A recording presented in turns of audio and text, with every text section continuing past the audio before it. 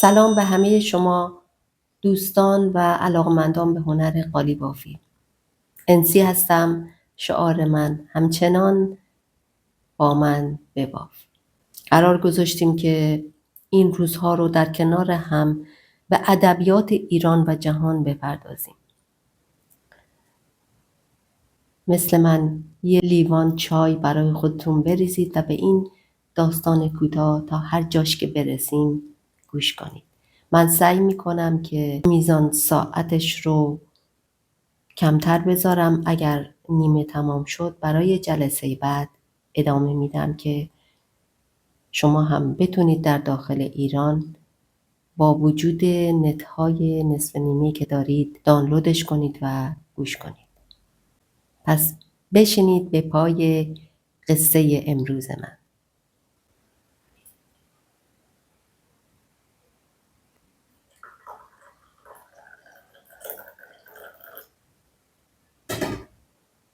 امروز میخوام براتون یه داستان کوتاه از کتاب نیمه تاریک ماه از آقای هوشنگ گلشیری براتون بخونم.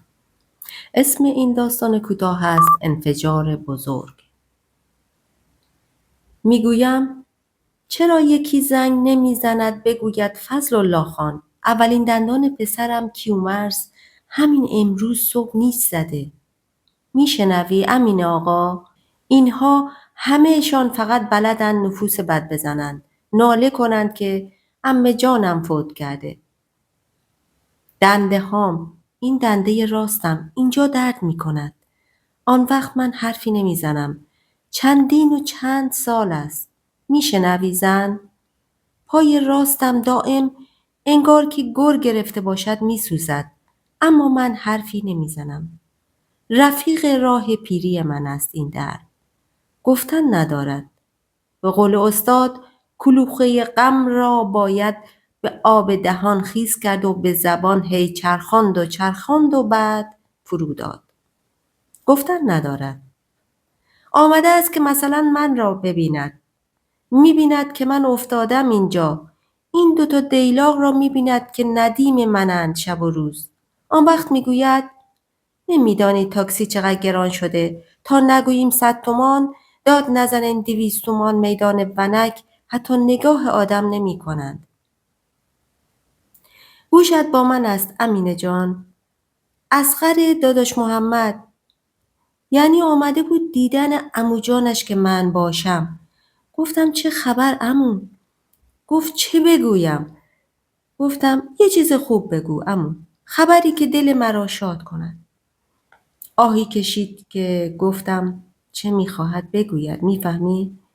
میگفت کرایه رب و ربمان را درآورده.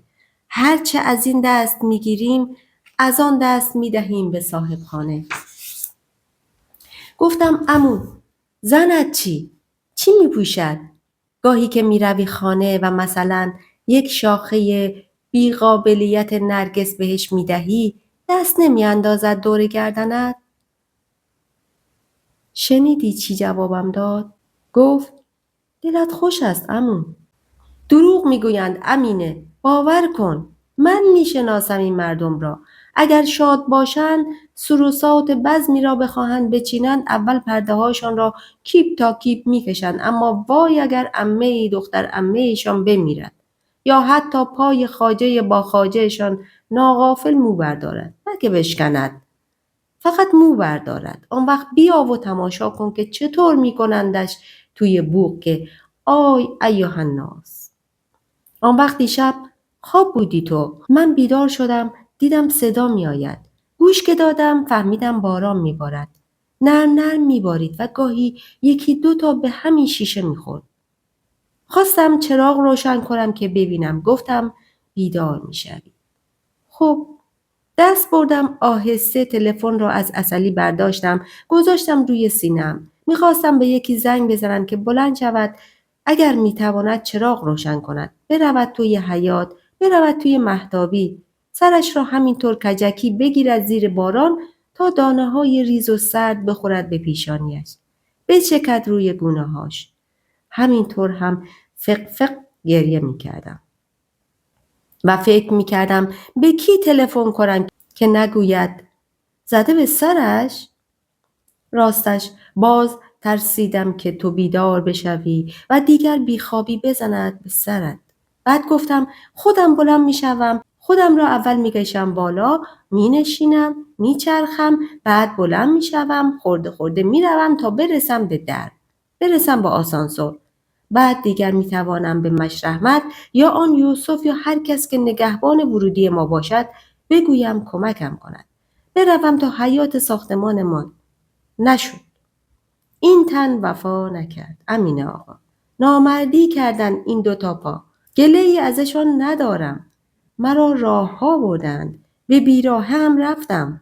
به تو نگفتم. عزب اغلی بودم. عاشق بودم. میرفتم توی کوچه. این طرف و آن طرف را میپاییدم و میپریدم لبه دیوار را میگرفتم و به یک خیز میرفتم بالاش. سگ کی بود ترس؟ بیدار بود. میشنید. میگفت تویی فضلی؟ گفتم مگه یکی دیگه هم هست؟ میگفت داد نزن بیدار میشوند. آن وقت اینها فقط از ارز حرف میزنند که مثلا شده 200 و چند. طوری هم میگویند که انگار میکنی اگر 10,000 تایی خریده بودند حالا روی گنج قارون نشسته بودند. توف به این روزگار. صفت ندارن این مردم. نشده به جان خودت یکیشان یک روز بیاید که ببین چه پیراهنی خریدم. دل من که هنوز هستش میزند.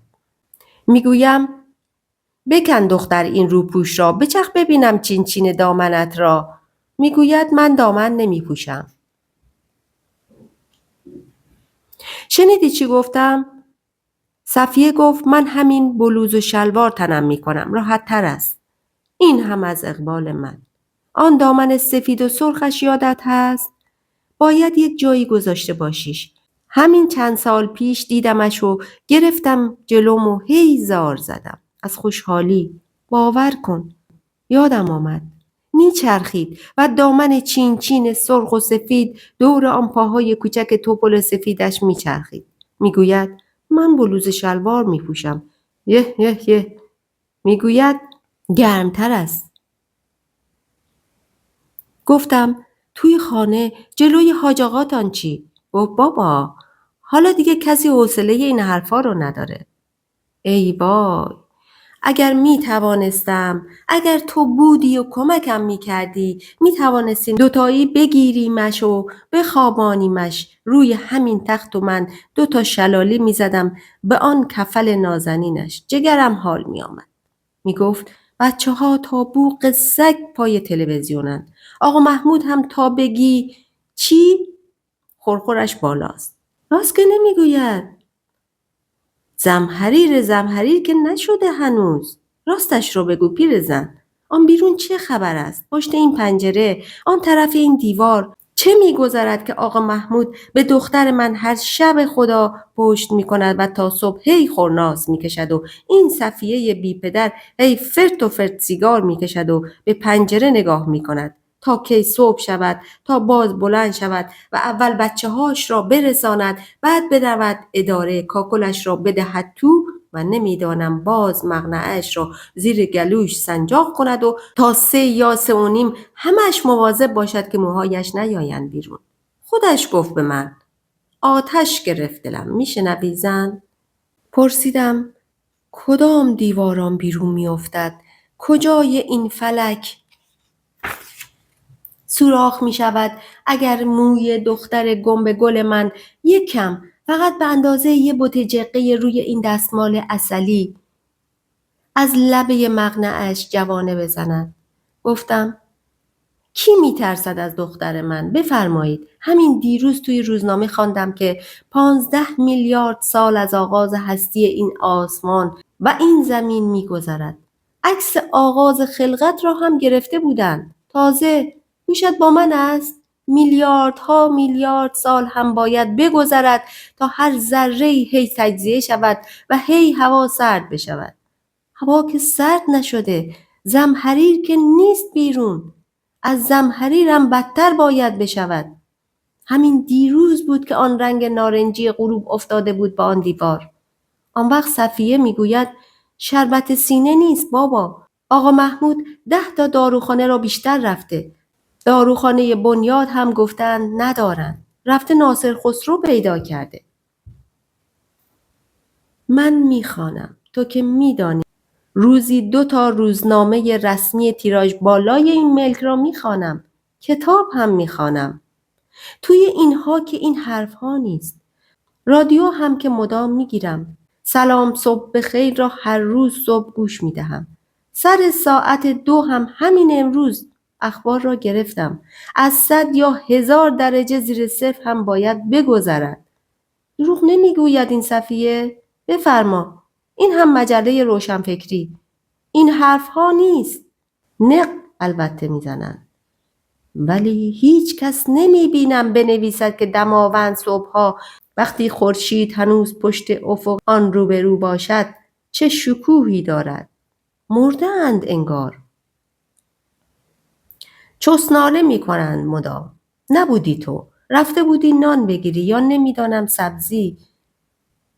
صبح اول وقت یکی تلفن کرد و گفت 2 تا جوان قرار گذاشتن سر 5 عصر وسط میدان ونک برقصند. من اول زنگ زدم به 2-3 جا. همینطور شماره میگرفتم و همین را میگفتم. یکی هم به خودم زنگ زد و گفت. من هم غلطیدم و خودم را انداختم پایین و همینطور سینه خیز رفتم تا کنار پنجره و بالاخره بلند شدم. دلم گرفت والا. پشت این همه پنجره یکی نبود. مرده اند مگر این مردم.